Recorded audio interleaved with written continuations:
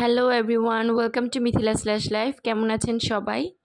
আমি আলহামদুলিল্লাহ খুবই ভালো আছি। আপনাদের কি ঈদের শপিং শেষ হয়েছে নাকি? আমার তো আলহামদুলিল্লাহ মোটামুটি সব কিছুই শেষ। জাস্ট লাস্ট মিনিট কিছু শপিং ছিল, সেগুলো শেষ করে আমি যাব এবার বাসায়, মানে আমার আব্বু আম্মুর বাসায়। এবার ঈদটা আমি তাদের সাথেই করব কেরানীগঞ্জে।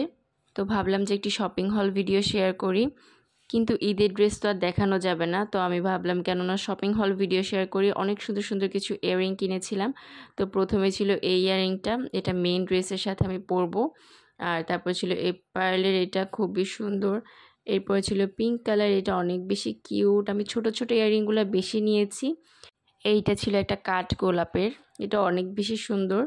আর তারপর ছিল এটা কিন্তু আমি অলরেডি পরে ফেলেছি, আপনারা দেখেছেন। আর তারপরে ছিল এই সুন্দর গ্রিন কালারটা, এটা এত বেশি সুন্দর লেগেছে আমার কাছে, এটা পরলে অনেক বেশি ভালো লাগে। আর একটা সিমিলার কালার ছিল, এটা অনেক বেশি সুন্দর। আমার কেন জানি না এই কালারটার প্রতি এখন মানে অনেক বেশি ভালো লাগছে এই কালারটা। হঠাৎ করেই এই কালারের একটা চেইনও নিয়েছি, এটা অনেক বেশি সুন্দর, পরলে অনেক বেশি ভালো লাগে। আর তারপরে এই ইয়াররিংটা নিয়েছি, এটা আসলে কেনার পরে আমি বুঝছি এটা আমার তেমন বেশি পছন্দ না। কেন নিলাম আমি নিজেও জানি না। আর তারপর নিয়েছি হার্ট শেপের একটা চেইন। হার্ট শেপের মানে যে কোনো চেইন আমার দেখলে নিতে ইচ্ছা করে, তো এটাও নিয়ে নিলাম, এটা অনেক বেশি সুন্দর ছিল। তো এই জুয়েলারিগুলো কিন্তু অনেক দিন আগে এসেছিলো, এগুলো আমি প্রি অর্ডার করেছিলাম, তারা ইন্ডিয়া থেকে প্রোডাক্ট নিয়ে আসে। এগুলোর প্রাইস খুবই কম ছিল, মাত্র 350 টাকা করেছিল, কিন্তু এত বেশি সুন্দর ছিল। এই যে আরেকটা, এটাও অনেক বেশি সুন্দর। তো কারো যদি পেজের লিঙ্কটা লাগে তাহলে আমাকে অবশ্যই কমেন্ট করে জানাবেন, আমি দিয়ে দিব। আর তারপর ছিল এই ফিঙ্গার রিংটা, এটা অনেক দিন আগে আমাকে আম্মু গিফট করেছিল, এটা অনেক সুন্দর, সেম গ্রিন কালারের মধ্যেই।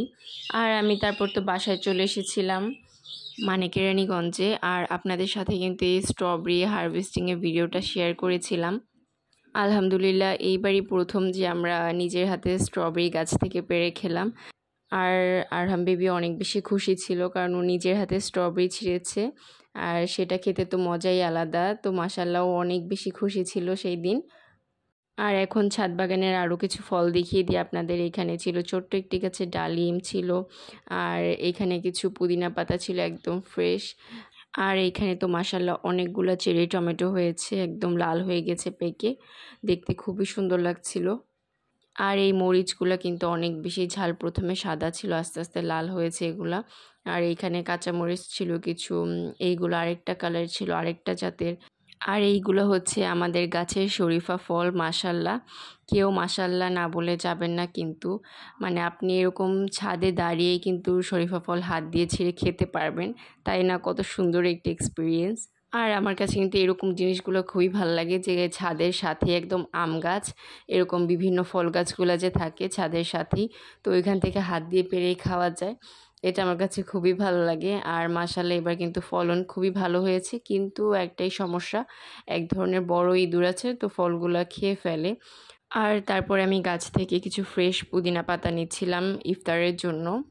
তো আমি পুদিনা পাতা ছিঁড়ে ছিঁড়ে আরহামের হাতে দিচ্ছিলাম। তো আরহাম মনে হয় ফার্স্ট টাইম পুদিনা পাতা লক্ষ্য করে দেখলো। তো আমি বললাম ওকে এটা পুদিনা পাতা, আর ও বলছে এটা লেবু, মানে এটার ঘ্রাণটা ওর কাছে লেবুর মতো লাগছিল হয়তো। কেমন এটা? লেবু। এটা লেবু না, এটা লেবু না, এটা পুদিনা পাতা। মাম্মি দেখো তো। এটা পুদিনা পাতা। হ্যাঁ চলো। আর এই হচ্ছে আমাদের গাছের সুন্দর সুন্দর চেরি টমেটো, এত বেশি কিউট, অনেক ছোট ছোট একদম টমেটোগুলো, তাই না? আর এই হচ্ছে ছাদের থেকে ভিউ, সামনে কিন্তু মেন রোড, কিন্তু এত গাছ তাই আর মেন রোডটা দেখাই যাচ্ছে না, কোনো রাস্তার কিছুই দেখা যায় না ছাদ থেকে দাঁড়ালে। এই তো। তো পরের দিন বিকালে আমরা গিয়েছিলাম আমার ফুপিদের বাসায়। তো ওইখানে আমার ফুপাতো ভাইয়ের মেয়ের সাথে আরহাম খেলছিল, তো ওরা রান্নাবাড়ি খেলছিল। আর এটা দেখে তো আমার একদম আমার শৈশবের কথা মনে পড়ে গেল।